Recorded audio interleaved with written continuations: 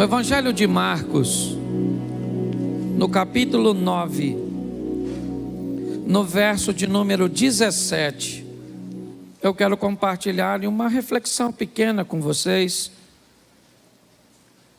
Marcos, capítulo 9, verso 17.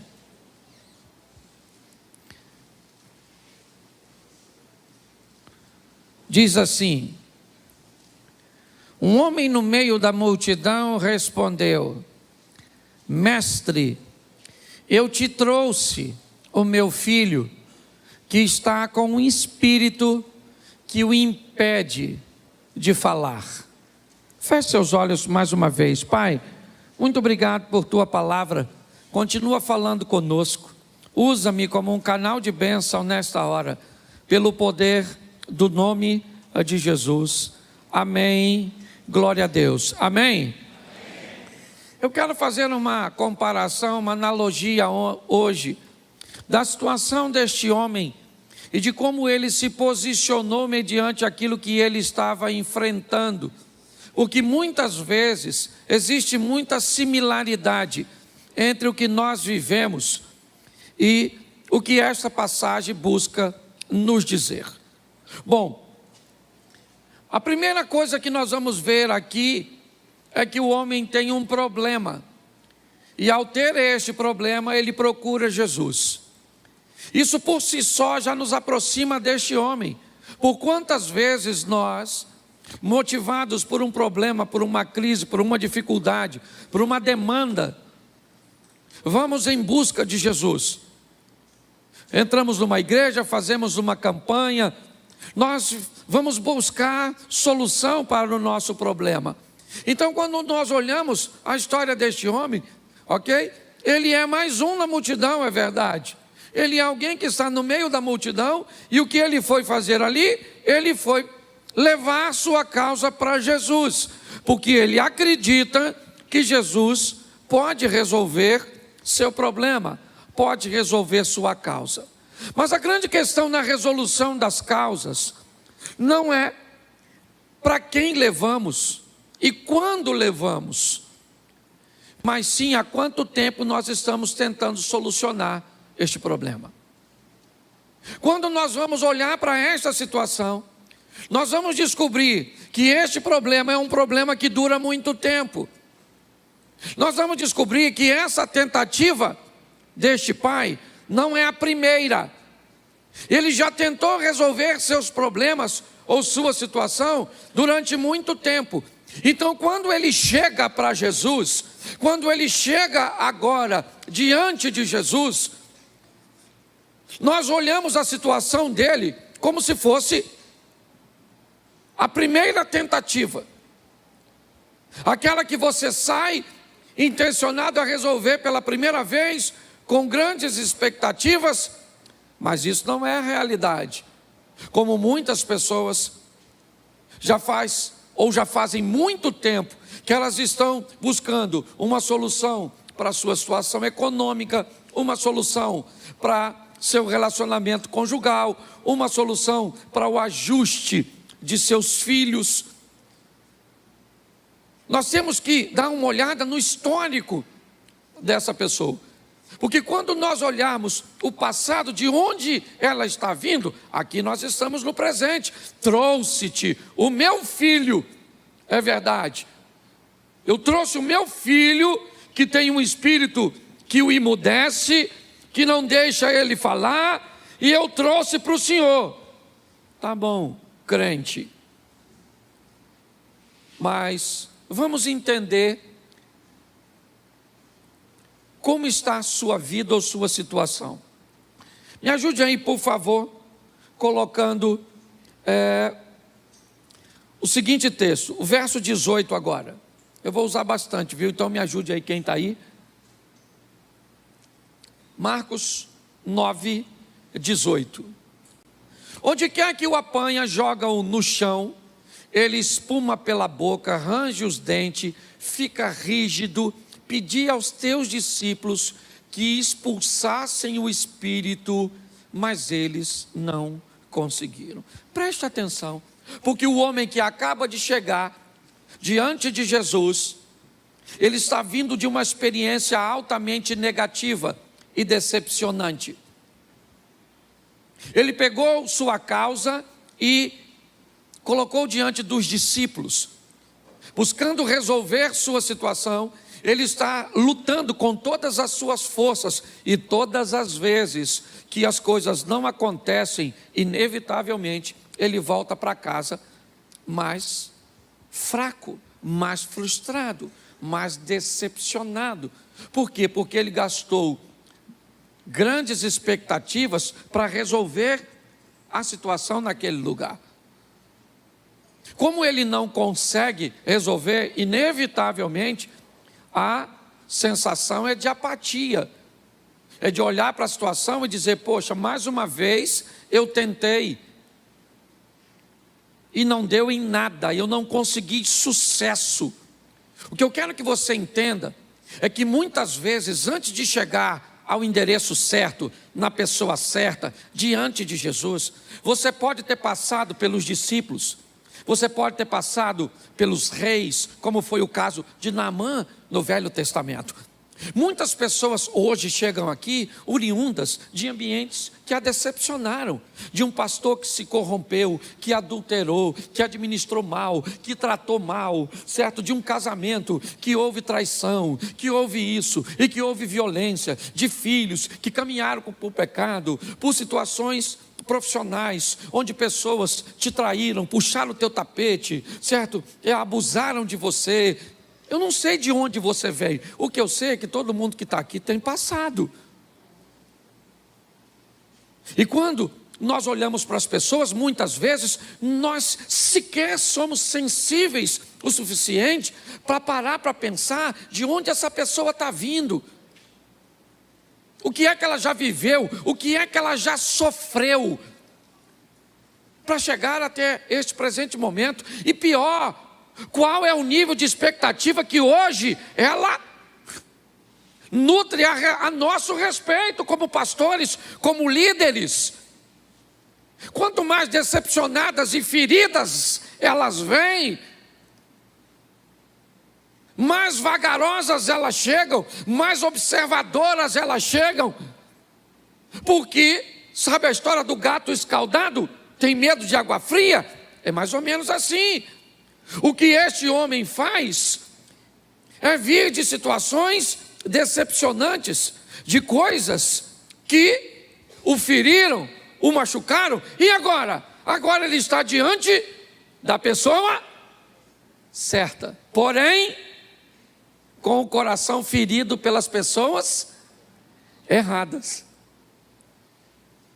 Muitas pessoas, quando chegam num ambiente que pode resolver as coisas, você quer ver? Um cara está 38 anos, João capítulo 5, 38 anos, ele está paralítico. E ele então vai para um lugar, o tanque de Betesda, onde ele acha que vai obter cura. Tá certo, ele está lá, mas ele tem dificuldade. Sua paralisia o impede de acessar o tanque. Há uma tradição que diz que uma água se movimenta de forma involuntária, e quando esse fenômeno acontece, aquele primeiro que cair na água fica curado. Um belo dia, Jesus está passando lá. Ele sempre quis ficar curado. E quando Jesus chega perto dele, Jesus pergunta: queres ficar são? Qual era a resposta? Qual era a resposta? Qual era a resposta? Sim. Sim! Quero! Me cure! Sabe o que ele falou? Moço, deixa eu explicar uma coisa para o senhor. Não há tristeza, moço. Ver esse pessoal passando aí, ó, ninguém nem liga para mim. Sabe? Ninguém nem liga, eu estou cansado. Ninguém faz nada a meu respeito. Era só falar sim. Mas o que ele está dizendo é o seguinte: eu estou tão machucado pelo o que fizeram comigo até hoje, que eu estou diante da oportunidade de me dar a minha vida e não consigo mudar. Hoje, você está achando que esse texto é diferente de nós? Não é não, querido. Muitos de nós estamos tão feridos, estamos tão machucados, estamos tão decepcionados, Que muitas vezes viemos a um culto maravilhoso que muda a vida dos outros, mas não muda a nossa. Por quê? Porque as feridas, normalmente, elas acabam impedindo o agir de Deus. Nós estamos olhando para um texto, este homem está tendo o privilégio de falar com Jesus. Jesus perguntou: o que é que está acontecendo? Ele foi lá e falou: olha, sou eu que trouxe-te o meu filho, que tem um espírito que o emudece, que faz com que ele não fale. Esse espírito apanha ele de uma forma tão violenta, que ele fica todo rígido, espuma a boca, e parece que vai morrer. E aí Jesus faz uma pergunta para ele, no verso 21. Coloca aí. Jesus perguntou ao pai do menino: há quanto tempo ele está assim? Isso faz diferença para Jesus, sim ou não? Sim ou não? Mas faz diferença para quem? Para o pai. Para Jesus não faz diferença há quanto tempo tua vida está ruim, teu ministério não anda. Para Jesus não faz diferença há quanto tempo você está com câncer, que tipo de câncer é. Para Jesus não interessa se você está falido, se você está rico, não interessa nada para ele o tempo. Mas ele pergunta para o pai: há quanto tempo isso acontece? Porque ele precisa entender o que está acontecendo dentro do homem, porque você já vai descobrir por que esse negócio vai dar certo. Quando Jesus pergunta: há quanto tempo acontece isso? O homem diz: desde da infância. Isso eu estou enfrentando, esse abuso que o pai, que o tio, que o avô fez desde quando você tinha 6, 7 anos. Essas questões domésticas que fez com que você se tornasse um adúltero, um infiel, um promíscuo, alguém violento. Essas questões econômicas que fizeram com que você gerasse uma compulsão para gastar, para não administrar dinheiro. Quando nós olhamos para a história, o que Jesus está perguntando é: eu preciso saber quanto tempo isso está acontecendo na sua vida, para que eu possa entender como você vai reagir agora que você chegou no lugar certo. Porque às vezes as pessoas gastam tantas energias em lugares errados, com pessoas erradas, em situações equivocadas, que quando chega no momento decisivo, elas não conseguem agir de forma a fazer as coisas acontecerem na vida dela.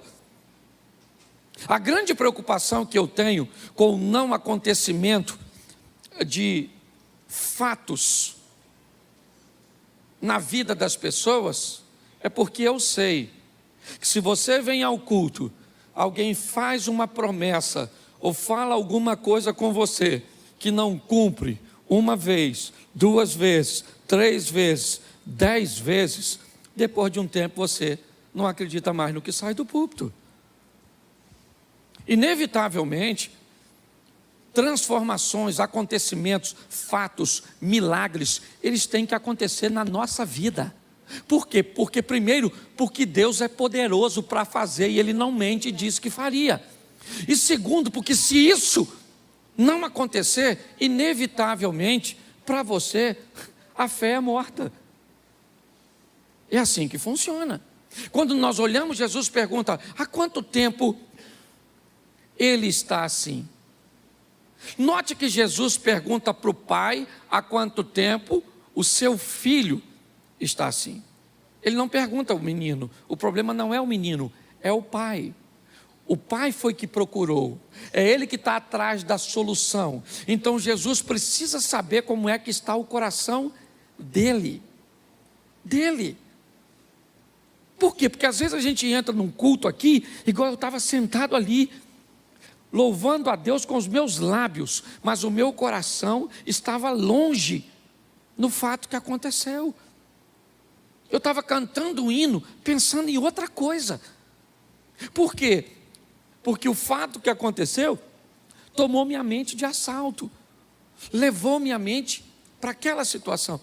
Quando aquele homem responde, desde a infância, e olha o que ele diz no verso de número 22. Muitas vezes esse espírito tem lançado, ou tem lançado e quando lança alguém no fogo, durante muito tempo esse alguém precisa cuidar de suas queimaduras. Preste atenção.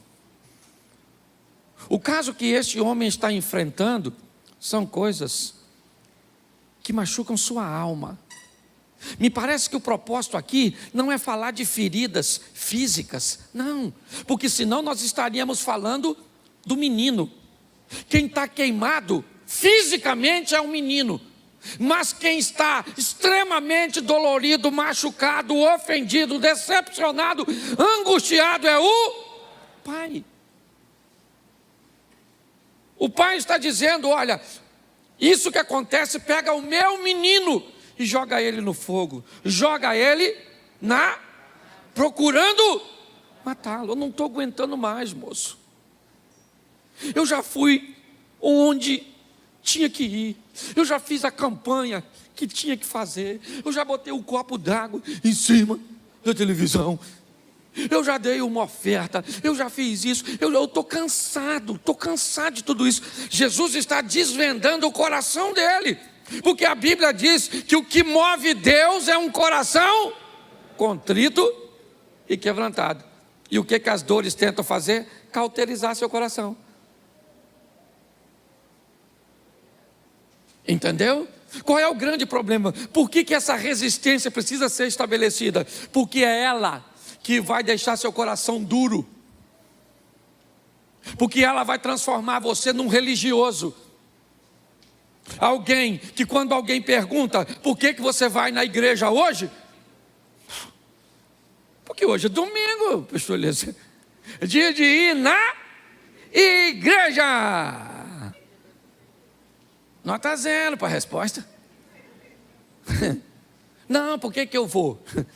Eu vou porque eu vou cultuar o meu Deus, dar o melhor de mim, porque Ele foi extraordinário essa semana, isso aqui passou, e com certeza essa semana que vai vir agora vai ser extraordinária, e eu sou grata, eu quero lá dobrar meu joelho, eu vou dar minha ofertinha, mas ela é pouquinha, mas é o que eu tenho, e louvado seja o Eterno, que ninguém se meta na sua oferta, na sua vida, na sua oração, uma vida com Deus.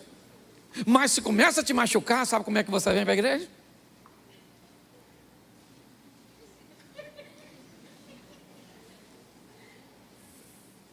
Sentaram no meu lugar.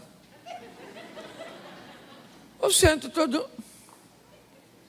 Eu queria sentar naquela cadeira vermelha lá do pastor Eliezer. Nossa, não pode não. Então também não quero sentar em lugar nenhum, quero sentar no inferno. Não, você já viu? Pare e pense. Eu gosto, porque me parece que Jesus está investigando, porque não faz sentido ele perguntar quanto tempo o demônio está, porque senão, desde a infância, nossa, ou então você volta outra hora, porque demônio familiar assim, é difícil, já está há tanto tempo. O problema é o pai, Jesus está desvendando, e agora o pai vai dizer, olha só, mas se podes fazer alguma, tem. E ele achou que os discípulos iam expulsar os demônios, sim ou não? Ele achou que as tentativas dele anteriores iam dar certo, sim ou não? E ele está diante de Jesus, e o que ele falou para Jesus? Vê se o senhor pode aí. Vê aí se dá para dar uma moral para o meu garoto. Vê se dá para expulsar. Gente, tem gente que está há tanto tempo decepcionado que quando chega na hora de resolver, aí sabe o que a gente diz? Isso é falta de fé, por isso que tu não recebe, entendeu? A pessoa já está lascada, a gente ainda lasca mais. Você já viu alguém assim? Seu filho morreu? Por quê? Porque você desviou. Se você estiver no caminho do Senhor, ele estava vivo.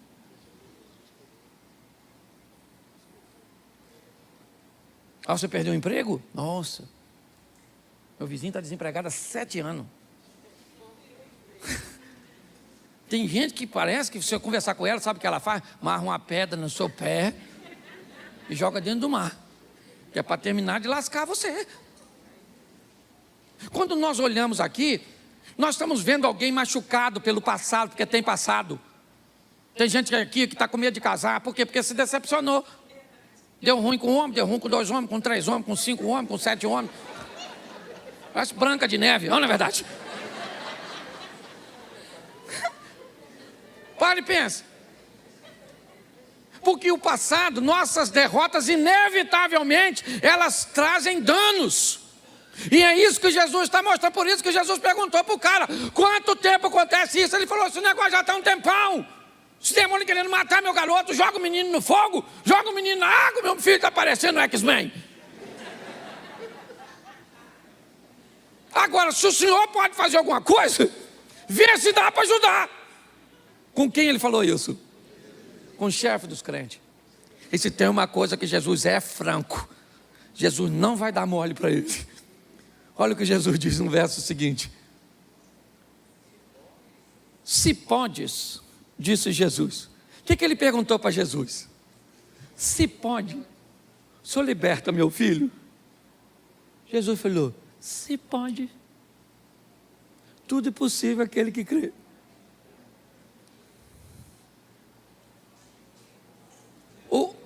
O camarada jogou a bola para Jesus.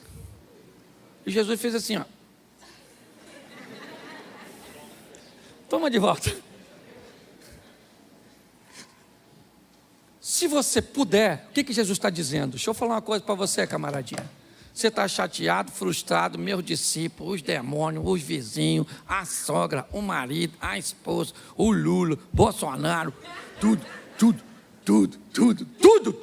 tentando acabar com a sua fé, desmoronar o seu coração. E se no meio de tudo isso você conseguir sobreviver, tudo é possível aquele que crê. Jesus está dizendo: nós temos tudo para não crer. Nós temos, gente.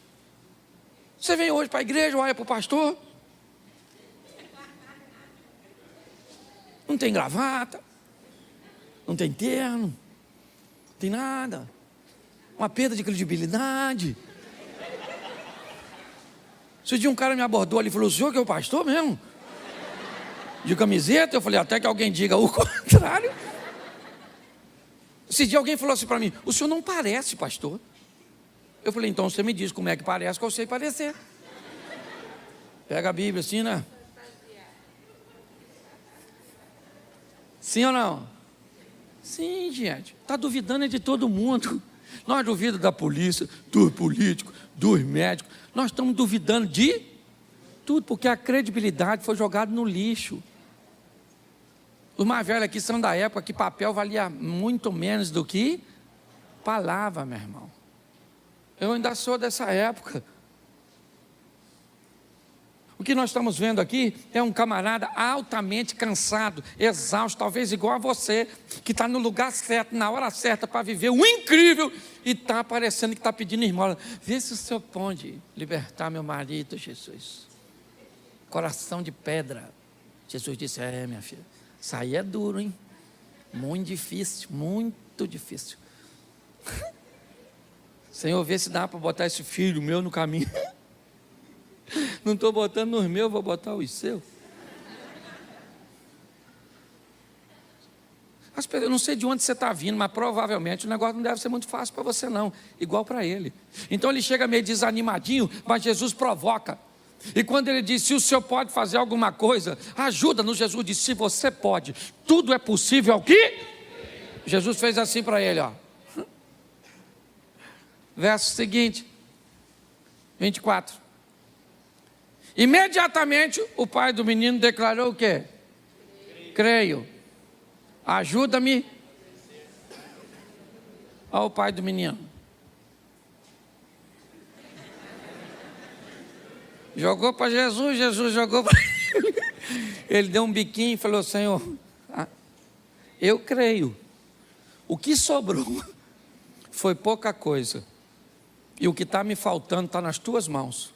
Eu creio, mas o Senhor ajuda-me na minha incredulidade, porque eu não tinha condições de ter nada. Não devia acreditar em casamento, acreditar em filho, acreditar em igreja, acreditar em governo. Aliás, eu não tinha nem condição de acreditar no Senhor. Eu só acredito no Senhor, porque o Senhor me dá força para acreditar no Senhor mesmo.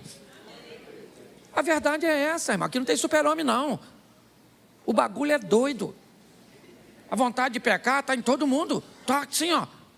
É que ninguém fala para não ficar vergonhoso. É difícil para todo mundo, sim ou não? Sim ou não? Isso aí. E é isso que está acontecendo. Ele diz: eu creio. Quando eu pergunto para você assim: você crê que vai viver seu milagre? O que você diz? Mas crê. Você é igual o pai do menino: eu creio. Eu creio, Senhor. Ou melhor, eu preciso crer. Ou melhor, eu tenho que crer. Ou melhor, eu quero crer. Ou melhor, não creio. Ajuda na minha. É assim que funciona, querido. E é isso que ele está dizendo. E quando ele faz isso, verso seguinte, olha aqui. Quando Jesus viu que a multidão estava se ajuntando, repreendeu o espírito imundo, dizendo: espírito mudo e surdo, eu ordeno que o deixe nunca mais.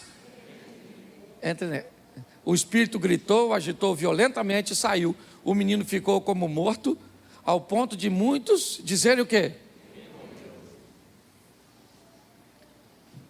Jesus acabou de fazer um milagre.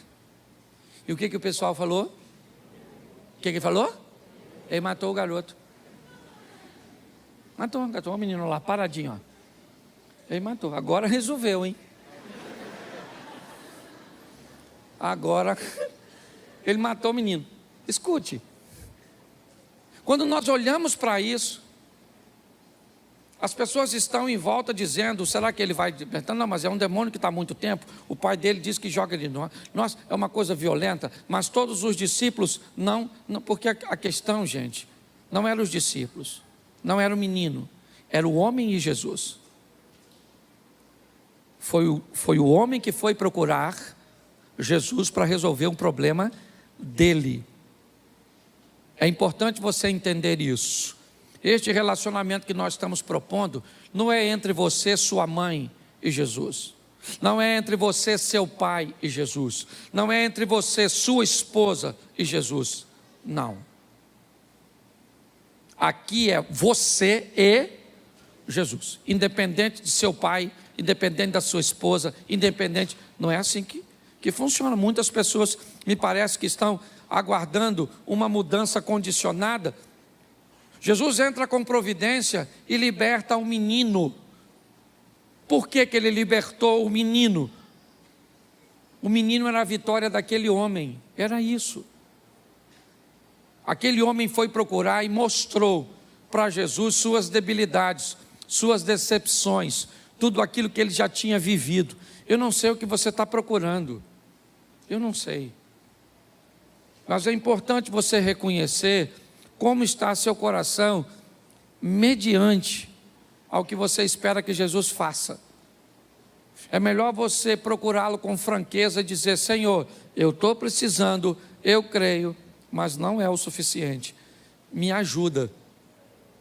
Eu preciso obter sucesso. Eu preciso começar a mudar minha vida. Ou então, sabe o que vai acontecer? Você vai ficar na igreja, vendo pessoas subirem aqui, contar seus milagres, falar de suas histórias, né? E você vai ficar sempre indo para casa contando história de terceiros. Está na hora de você começar a contar as suas próprias histórias. É isso que eu tenho falado aqui. Por quê? Porque Deus não tem privilegiados. Talvez alguém aqui saia para amanhã viver um milagre de pagar uma conta de R$50, uma conta de luz de 80. Alguém pode sair daqui para pagar um milagre de 100 mil, de 200 mil reais.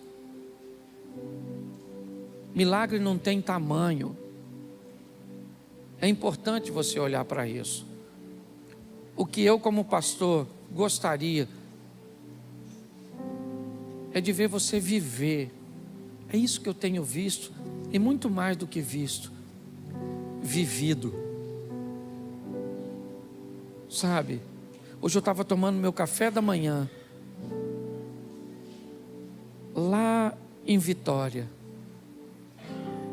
e um rapaz muito humilde, quando eu estava descendo, ele estava empurrando um carrinho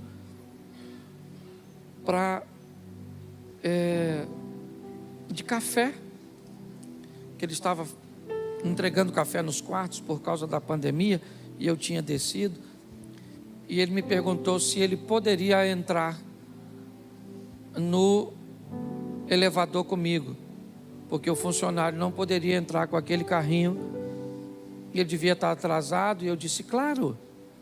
E quando ele entrou, ele encostou assim e falou assim, nossa, o senhor parece demais com o pastor Cláudio Duarte. E eu falei para ele, eu já estou cansado, cara, de nego me confundir com esse cara. Aí chegamos no térreo, ele pediu que eu saísse, eu falei, não, eu seguro a porta, você sai. Aí ele saiu, aí ele falou, muito obrigado. Aí eu falei assim, pô cara, eu estou brincando com você, eu sou o pastor Cláudio. Ele falou, poxa, que legal, eu sou lá de Fortaleza. Aí eu fui, fiz o check-in, voltei, sentei para tomar meu café. Ele se aproximou, não é hábito de funcionários de hotel fazer isso, e começou a falar de como meu ministério fez diferença na vida dele. E o cara começou a ministrar no meu coração, falando das pessoas que me chamam de palhaço, que falam mal de mim, que não me entende, que não vê seriedade em mim. Mas ele começou a me dar testemunho de pessoas que mudaram de vida por causa. Então deixa eu falar uma coisa para você, se as pessoas vão te entender ou não, isso é problema delas. Que você tem que ter uma vida íntegra, que não dê a pessoa mais te acusar de pecado. Outra coisa, você quer viver bem, se você não precisa da aprovação das pessoas, pare de se preocupar com as críticas delas. Vai viver o extraordinário ao lado de Deus, pois é isso que Ele tem para você. Saia daqui, sabe? Apesar de todo o seu cansaço, a sua decepção, as suas tragédias, as suas debilidades, a ausência de recursos e tudo isso, que você não está sozinho não, meu irmão. Está cheio de garotão aqui, ó, de moleque, aqui, desculpa a expressão moleque, porque é gente nova, saindo de famílias humildes, de interior de todo o Brasil, para tentar sucesso aqui. Gente que às vezes não tem onde morar, não tem o que comer direito, não tem dinheiro para comprar, ou para pagar uma passagem, certo? Para ir treinar, e muitas vezes vão treinar sem café, porque é gente que está correndo atrás do sonho, está assim de gente que já sofreu pra caramba, mas está lutando. Não desista não, meu irmão. Vamos embora, você está cansado, chega aos pés de Jesus e diz, Senhor, eu creio, mas me ajuda, porque eu estou vindo de um rojão, eu estou vindo de uma decepção após a outra, mas eu não vou entregar o jogo. Eu sei que agora eu cheguei. Quando eu digo lugar certo, não é por causa da igreja não, é o lugar, a hora certa. Você está diante do Pai, fala com Ele, para que você viva seu milagre. Sabe, eu quero que você suba aqui e diga, ó, eu vivi o extraordinário. Tem gente vivendo coisas que eu nem posso contar aqui, igual o testemunho do cara que morreu, que a mulher queria dar, eu não deixei. Feliz porque o marido morreu. Coisa de doido. E pior que deve ter sido livramento para coitado mesmo, né? Mas a gente não pode contar para não desprestigiar o defunto. Ok? O que eu quero é que você saia para viver o extraordinário. E sabe quando você vai viver? Essa semana.